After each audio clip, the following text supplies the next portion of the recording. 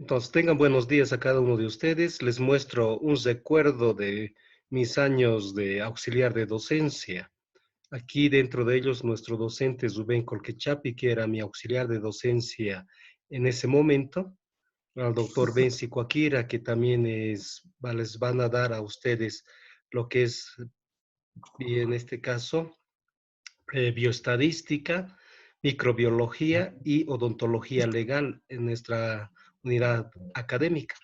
A la doctora Silvia Copa, que van a participar con ella en odontopediatría, a la doctora Betty Mejía, que van a participar en las cátedras de psicología, prótesis fija y rehabilitación oral. ¿A qué me voy? Que en esta imagen, después de un examen parcial, nosotros hemos tenido la gentileza del doctor Benzi Coaquira, una foto después de un examen parcial. Existen las mesas de Morgani, piezas cadavéricas, y todo un porcentaje son docentes. Doctor Oscar Quispe, docente de otra unidad académica, en este caso la Bibi, en este caso Mendoza, docente de otra unidad académica. Al Rodrigo Quispe lo van a ver siempre por Facebook haciendo sus TikToks y todo eso con su clínica, y también es docente de otra unidad académica. Entonces, este es recuerdo de esos viejos tiempos que daríamos. Ya se ha estudiado todo lo que es las estructuras de la cabeza, especialmente la estructura ósea. Hemos visto, en este caso, el famoso neurocráneo y el viscerocráneo. El neurocráneo como huesos del cráneo y la bóveda craneal base, y el viscerocráneo con lo que denominamos los huesos de la cara. Ahora bien, el tema del día de hoy es algo sencillo y concreto. Vamos a mencionar a estas cavidades que están comprendidas: cavidad orbitaria, cavidad temporal, cavidad infracigomática o infratemporal, la cavidad nasal, cavidad bucal. No conforme con ellos, vamos a abarcar la región osteológica de las vértebras cervicales y un hueso anterior, que va a ser el hueso hioides. Nada más y concreto, facilito. Como ya conocemos las estructuras anatómicas y han dado las prácticas y todo eso, las cavidades van a ser estructuras que vamos a encontrar órganos anexos. En la cavidad orbitaria, ejemplo, se habla de la estructura ósea como continente, y todo el contenido del globo ocular, los músculos, las fibras nerviosas, los paquetes vasculares como contenido. En las fosas nasales ya son unas cavidades afractuosas, en este caso de paso de aire nada más, entonces solamente se mencionará las paredes. La cavidad bucal solamente vamos a empezar a hablar de lo que es la cara, la pared superior, las paredes laterales y nada más. Quiero también tener referencia que estas estructuras óseas que ustedes lo han ido estudiando en su descripción característica de cada una de ellas, pueden presentar engrosamientos, en este caso, áreas de fortaleza ósea, áreas de unión. Y también podemos encontrar debilidades dentro de estas arquitecturas. Dentro de las debilidades se conocen los famosos traumatismos que tenemos, que pueden ser áreas de debilidad en este caso. Si observamos en la línea inferior, a eso llamamos LEFOR 1, en la forma de una cuña, LEFOR 2, y la otra que es a nivel de la base de cráneo, LEFOR 3. ¿Qué significa esto? Que lastimosamente, pese que es una estructura ósea sólida que no debería presentar algún tipo de alteraciones, presenta debilidades. Entonces, si observamos lateralmente, estas LEFORs se van extendiendo. Ejemplo, el área de la LEFOR 1 a nivel de la porción basilar del maxilar superior y apófisis pterigoides posteriormente. La LEFOR 2 a nivel del dorso de la nariz, en este caso la parte media de los huesos nasales, se va superiormente hacia el maxilar y próximo a base de cráneo. Y la LEFOR 3, en este caso, es a nivel de la base del cráneo. A estos puntos hemos denominado puntos débiles, en este caso, de las estructuras óseas. Dentro de la arquitectura podemos observar a nuestras estructuras óseas que tienen fortalezas. se habla mucho del famoso aparato estomatognático, que todas estas estructuras van teniendo reforzamiento óseo de acuerdo a la funcionalidad que van a desempeñar. Una de las funciones principales los ha llamado el famoso aparato masticador. A partir de este aparato masticador, la mandíbula, específicamente la mandíbula, empieza a engrosarse a partir de las piezas dentales dentro de su propia articulación. Esa disponibilidad de la arquitectura, tanto en las tablas vamos a encontrar reforzamientos. Y en el tejido esponjoso, esa línea de trabeculado va a dar la dirección de las fuerzas que van a ir a ejercer este aparato masticatorio. Esas líneas que vamos a encontrar se les van a llamar líneas de refuerzo. Nosotros posteriormente vamos a conocer como densidades óseas de inserción y funcionalidad ósea. Para ello, nuestra mandíbula fisiológicamente lo vamos a dividir en dos porciones. Una, que es a nivel de la articulación alveolodental, por ende, que sea la porción alveolar. La otra, que es a nivel del borde inferior de la mandíbula, le vamos a denominar la porción basilar. Idéntico, atraviesa el maxilar superior. La porción alveolar, en este caso en relación a las articulaciones alveolodentales o gónfosis, y su porción basilar. ¿A qué me voy?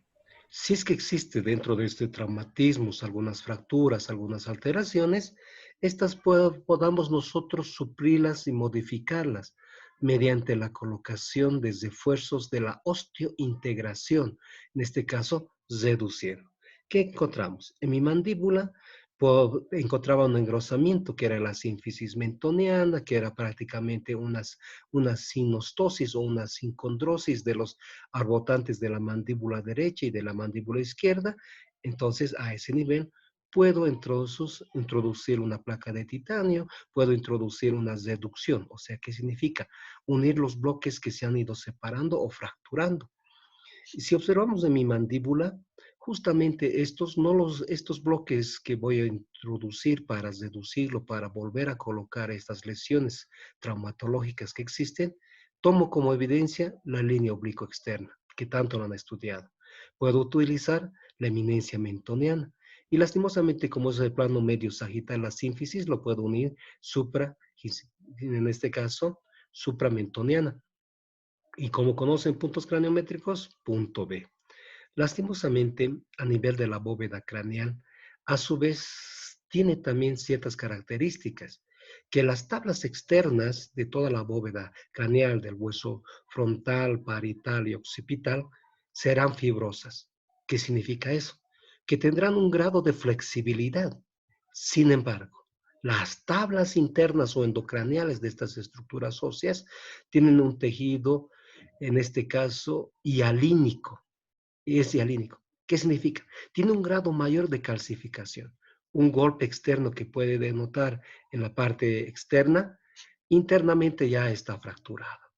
A su vez, estas estructuras de la bóveda craneal que hemos conocido como el nombre de calota, va a estar reforzada externamente por la galea aponeurótica. Unos tejidos fibrosos en este caso que los va a reforzar y les va a dar esa fortaleza de no poder lesionarse. Internamente también se va a reforzar por las famosas meninges. La meninge va a estar formada por la dura madre, tejido subaracnoideo y la pía madre. Dicha dura madre presenta también a su vez desdoblamientos para reforzarlo internamente. Dentro de esos desdoblamientos estará formado por la hoz del cerebro, la hoz del cerebelo o tienda del cerebelo y la tienda de la hipófisis. Todas esas estructuras superficiales y profundas van a hacer que refuerce las estructuras óseas. A nivel del viscerocráneo, también conocido como huesos de la cara, macizo facial, van a estar reforzados por el famoso periósteo, una membrana blanquecina ricamente vascularizada e inervada. Ahora bien, observamos otras placas dentro de esta imagen, en este caso de una placa lateral que va a formar un pilar, que es el pilar cigomático, una placa medial que va a formar el pilar frontal. Entonces sufre estos engrosamientos para que nosotros vayamos mejorando. Toda la estructura interna del tejido diploico, el tejido esponjoso, vamos a observar que puede ser mejorada por el trabeculado óseo. El trabeculado óseo va a tener esa dirección, la dirección a la corriente hidrodinámica de la vascularización. ¿Qué significa eso? Que los vasos y las arterias vienen, en este caso, de superior a anterior, y estos tejidos esponjoso diploico mandibular, su trayectoria desde esfuerzo será a favor de la corriente de la vascularización. ¿Ya? ¿Para qué? Para encontrar los puntos específicos de reforzamiento a nuestra masticación y a la funcionalidad ósea. Para ellos se ha encontrado gráficos y engrosamientos que vamos a ir mejorando. Ya lo tenemos. ¿Se colgó un dato? Entonces, en nuestro libro de Zubier, dentro del esquema, observamos esos reforzamientos.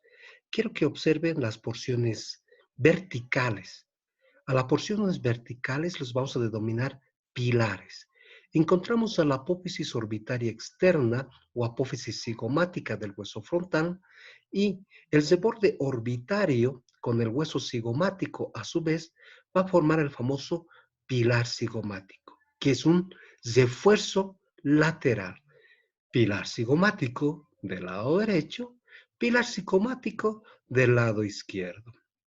En la parte lateral media del plano sagital vamos a encontrar otro pilar, denominado pilar canino. Este pilar canino va a estar en relación con, como su nombre dice, con el canino, con la pieza dental canino. Asciende y va a formar el pilar frontal interno. Va a estar formado por la rama ascendente del maxilar superior o apófisis montante. A su vez, va a continuar con la apófisis maxilar o apófisis orbitaria del hueso frontal. A esto se le ha conocido juntamente con este reborde, vean el reborde alveolar como pilar frontal.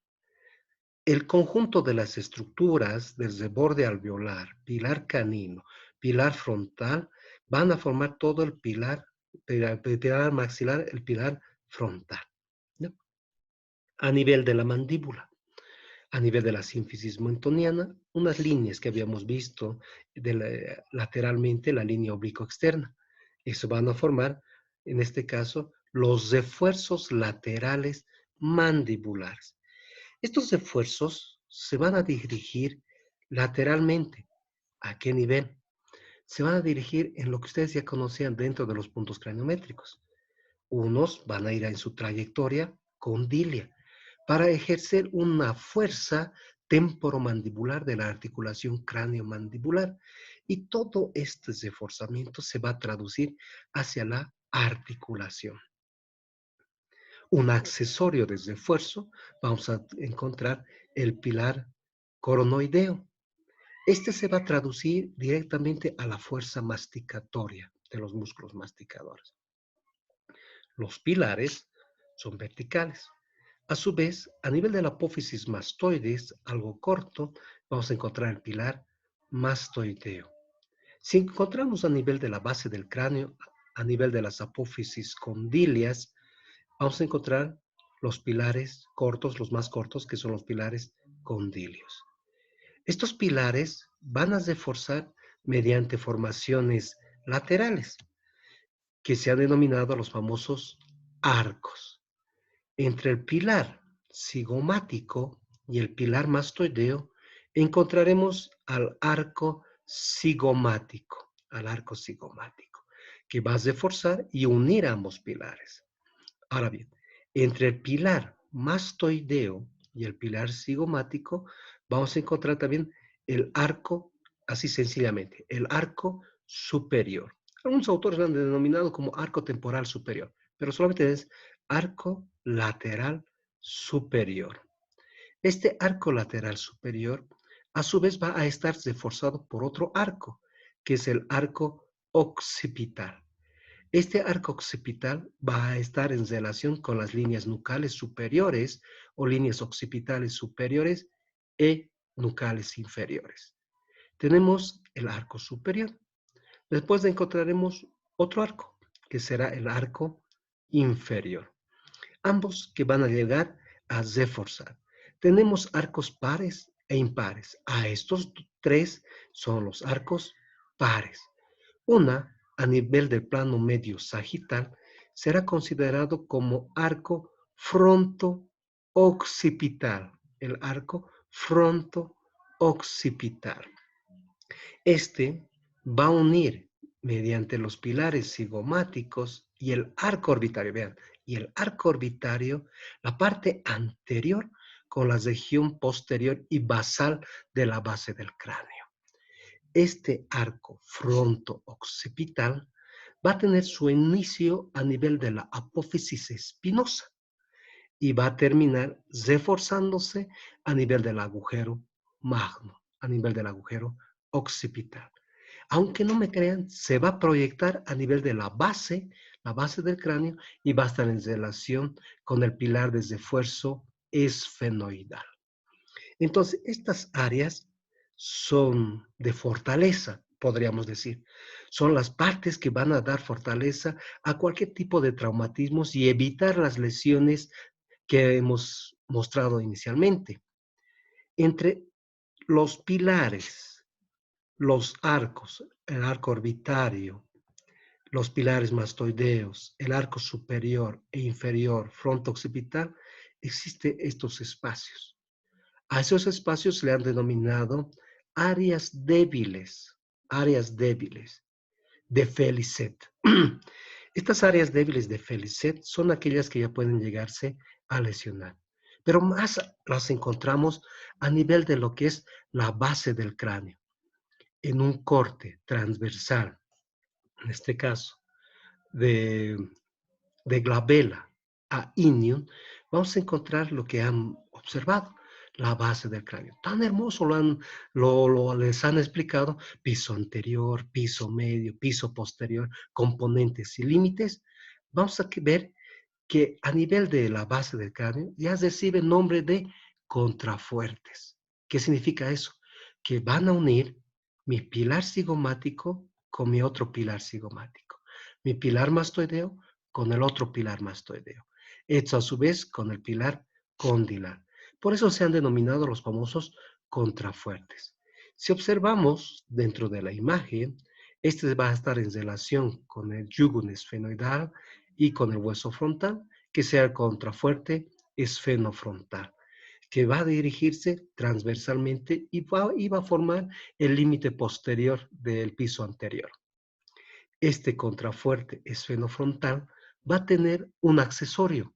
En este caso, se va a hacer el contrafuerte esfenoidal, nada más. El contrafuerte, los contrafuertes posteriores, este es un contrafuerte anterior, los contrafuertes posteriores estarán relacionados con el peñasco, justamente a nivel de su borde superior del peñasco. Por ende, se ha denominado contrafuerte petroso, o también denominamos contrafuerte petroso superior. Medial y posterior a ello, vamos a encontrar el contrafuerte occipital. Este contrafuerte occipital va a terminar a nivel de la fosa pituitaria, a nivel de la silla turca, denominado reforzamiento pituitario o refuerzo occipital. Se va a subdividir a su vez en un ramo medial y un ramo posterior. El medial va a formar un famoso anillo, que es el anillo occipital. El anillo occipital. Este anillo occipital está formado por, en este caso, parte de la extremidad anterior del arco fronto-occipital. Lateral a ello, vamos a encontrar a nivel del canal del seno transverso, canal lateral, el contrafuerte lateral occipital. Estos espacios que vamos a encontrar han sido denominados, nuevamente les recalco, como áreas débiles de Felicet. Si observan sus estructuras óseas a trasluz, en pocas palabras, observan bien, lo ponen el hueso dirigido hacia el sol y lo observan inferiormente, vamos a ver que las fosas cerebelosas son delgadas, aproximadamente entre 2 a 3 milímetros máximos. Van a poder observar también que los techos de las cavidades orbitarias también presentan la misma longitud, 1 milímetro, 2 milímetros. Y así a nivel de los alipus magnus, por las perforaciones de los agujeros que encontramos, son áreas de debilidad. Eso a nivel de lo que llamamos la anatomía, en este caso, de esfuerzos fuertes, contrafuertes y áreas de debilidad de nuestro cráneo. Como es un tema cortito, les dije, vamos a observar lo que son las cavidades. Para hablar de cavidades, lastimosamente estos temas también van conjugados con los órganos de los sentidos. Entonces observamos al oftalmólogo que queremos dar. Entonces, dentro de los órganos de los sentidos, la cavidad orbitaria, globo ocular, ojo ocular, como se denomina, se estudia lo que es el contenido. El contenido va a estar formado por el globo, músculos, vasos, como dijimos anteriormente. Y lo que nos interesa a nosotros, como están acostumbrados solamente a ver hueso, hueso, hueso, vamos a hablar de la cavidad orbitaria. Encontramos dos cavidades orbitarias, tanto del lado derecho como del lado izquierdo. Las características de estas cavidades orbitarias, que ya nosotros vamos a llamar en las cavidades paredes. Va a tener la cavidad orbitaria la forma de una pirámide cuadrangular. ¿Qué significa eso? Que presentará 4 paredes. Una pared superior, una pared inferior, una pared interna o medial, una pared externa o lateral. Entonces presenta 4 paredes. Sin embargo, cuando hablamos solamente de estructuras óseas, hablamos de caras. Cuando hablamos de cavidades, hablamos de paredes, ¿no? Y vamos a ver que estas 4 paredes a su vez van a presentar 4 ángulos. Y la cavidad orbitaria, como tenía la forma de una pirámide cuadrangular, tiene que presentar una base. La base es anterior. Esta base va a estar formado por el famoso zeborde orbitario. El zeborde orbitario va a ser formada a su vez, ¿por quién? Por el arco orbitario, la apófisis orbitaria externa o cigomática, el zeborde orbitario anterior del hueso cigomático, el borde anterior de la apófisis cigomática del maxilar, en este caso, la apófisis montante y la apófisis frontal del maxilar. Y eso va a formar la base. Como hemos llevado también cráneo, esta base, de acuerdo a la forma, va a denotar también una forma de poder identificar el sexo dentro de los cráneos, porque siempre preguntan, ¿y era hombre o era mujer? Cuando esta base es ovoidal, casi un gran porcentaje serán de sexo femenino. Sin embargo, cuando la base va a presentar la forma cuadrilátera será masculino, pero puede variar. Por eso decimos en un porcentaje mayor es una forma de poder identificarlos. Ahora, hablemos de las paredes. Dijimos que tenía 4 paredes. Pared superior. La pared superior también se denomina techo de la cavidad orbitaria. Este techo de la cavidad orbitaria estará formado por 2 estructuras óseas. Anteriormente, por la fosa orbitaria de la porción horizontal del hueso frontal y posteriormente estará formada por la cara inferior del alipus minus o apófisis ingrásea o ala menor del esfenoides. ¿Pero en qué cara? En su cara inferior. Nada más, así del techo. Será cóncavo y liso en toda su trayectoria, correcto. Ya tenemos una pared formada, en este caso, por 2 estructuras óseas. Ahora, vayamos hacia el lateral, pared superior. Y esta vendría a ser la pared lateral o pared externa. Esta pared externa de la cavidad orbitaria va a estar formada por tres estructuras óseas, nada más, por el hueso frontal, el hueso cigomático y el hueso esfenoidal.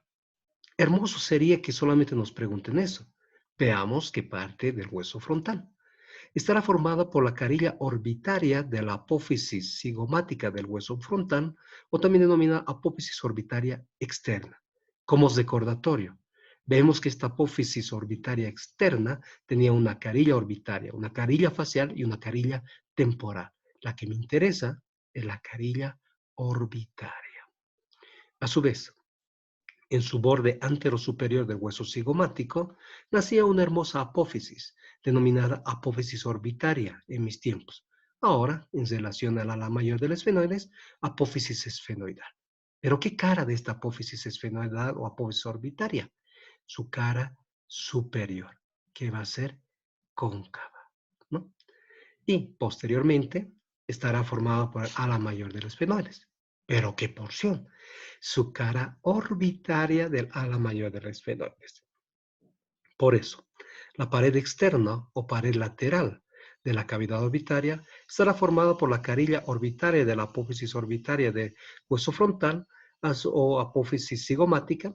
Estará formada también por la carilla orbitaria de la cara superior de la apófisis esfenoidal y la carilla orbitaria del ala mayor en su cara exocraneal, en su porción interna medial.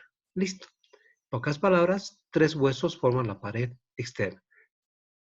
Pared superior o techo, pared externa o lateral.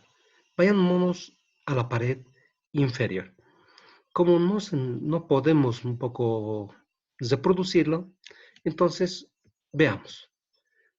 Va a estar formado, 1, por el maxilar superior, 2, va a estar formado por la apófisis orbitaria del hueso palatino.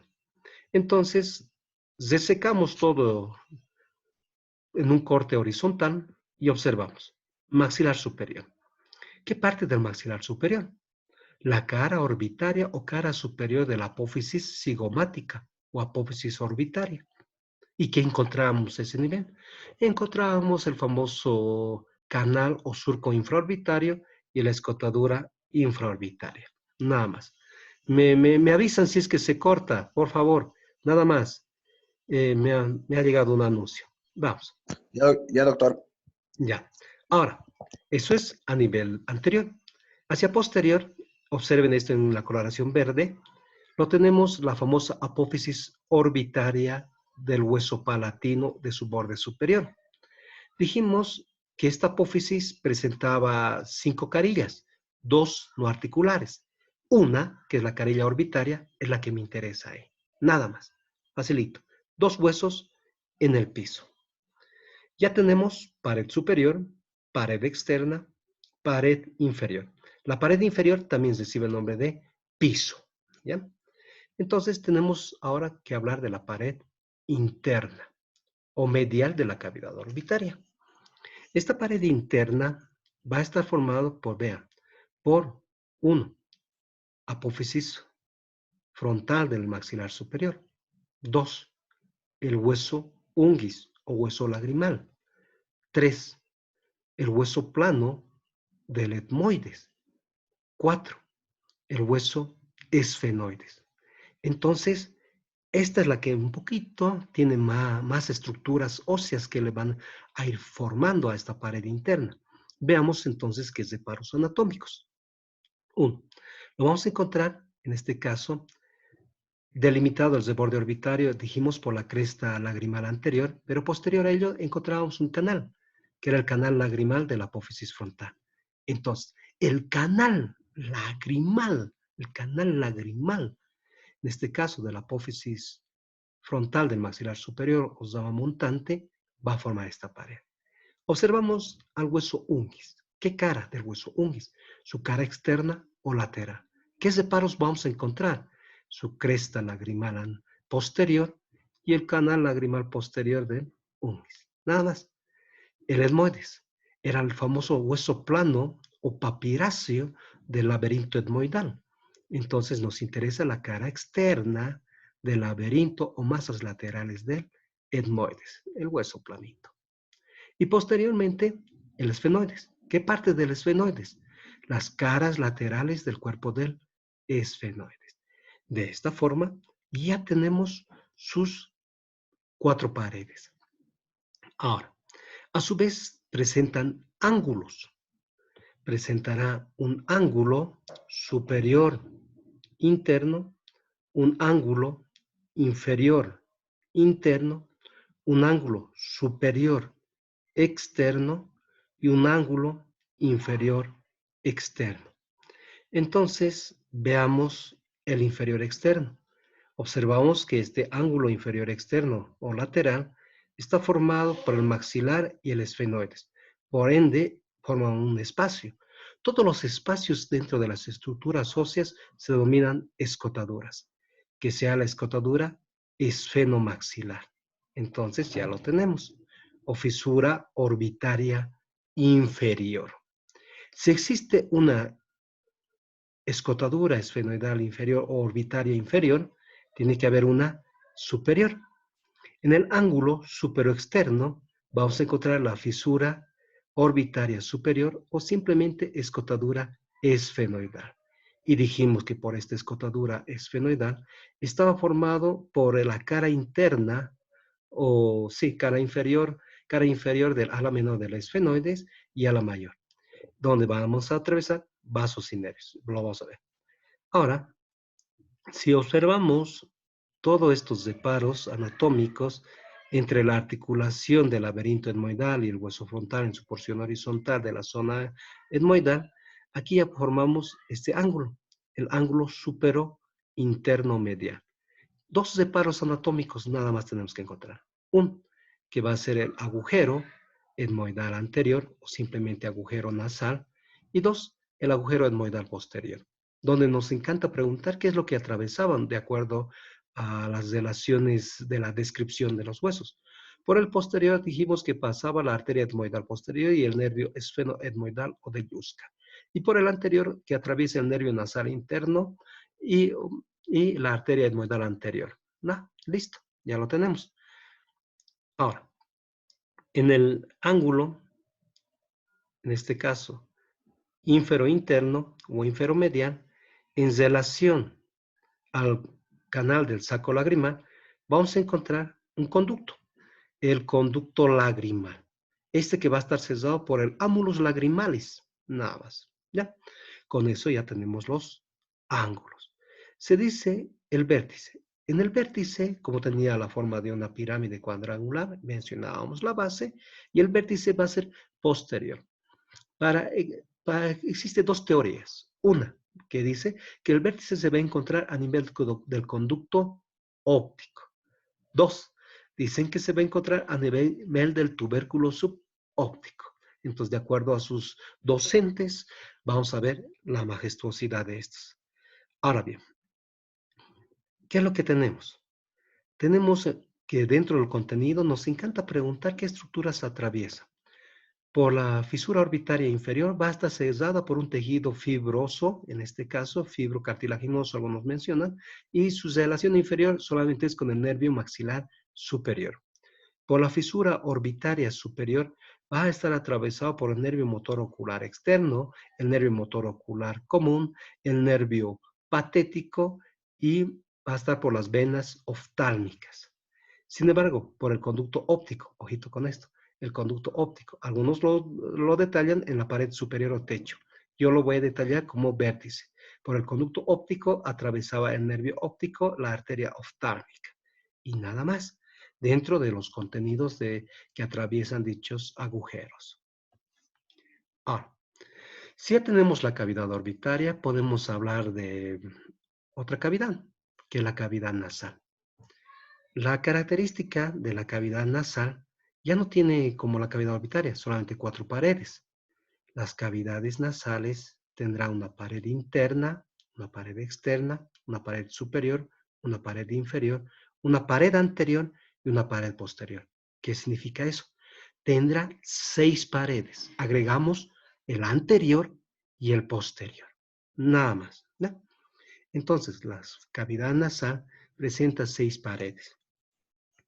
Y dentro de estas paredes, tenemos que mencionar a la pared superior, conocida con nombre de techo, a la pared inferior o piso y la pared interna. En este esquema de Sinelnikov vamos a poder observar esas paredes, superior, inferior y externa. Y en el otro esquema vamos a complementar las otras paredes. Ahora, se los voy a tratar de dibujar. Me encantó cuando el profesor Vázquez pintaba de posterior hacia anterior. Y se van a dar cuenta que todo lo que estoy pintando va a ser el famoso techo de las fosas nasales o la pared superior. Existen dos divisiones. Una que dice, a partir de la porción media, transversa horizontal, presenta dos declives, uno anterior y otro posterior, en forma de techo, de dos ojales, a partir de la porción horizontal, de la lámina horizontal o lámina cribosa del etmoides. Pero empezaremos a describir nosotros de anterior hacia posterior. Anteriormente estará formado por los huesos nasales o propios de la nariz. ¿Pero qué cara? Su cara posterior o interna. La cara posterior de los huesos nasales o interna. A su vez, estará formado por la espina nasal del frontal. ¿Pero qué cara? Sus caras posterolaterales. Las caras posterolaterales serán aquellas que formarán sus caras. Hola, ¿se escucha? ¿No se ha cortado todavía? Sí, se escucha. Ya, No, doctor, está bien, nomás se escucha. ya, me gritan claro, cuando se corte. Y vamos a continuar con el mismo enlace. Bien, nuevamente. Entonces, anteriormente está formada por las caras posteriores o mediales de los huesos nasales, la espina nasal del hueso frontal, pero ¿qué parte? Sus caras posterolaterales de la espina nasal. Sabíamos que eran cóncavas y lisas y decíamos que forma parte del techo de las fosas nasales. La lámina cribosa, ¿qué cara? Su cara inferior de la lámina cribosa o lámina horizontal del hueso etmoides. Y el esfenoides, fácil. Solamente tenemos que mencionar su cara anterior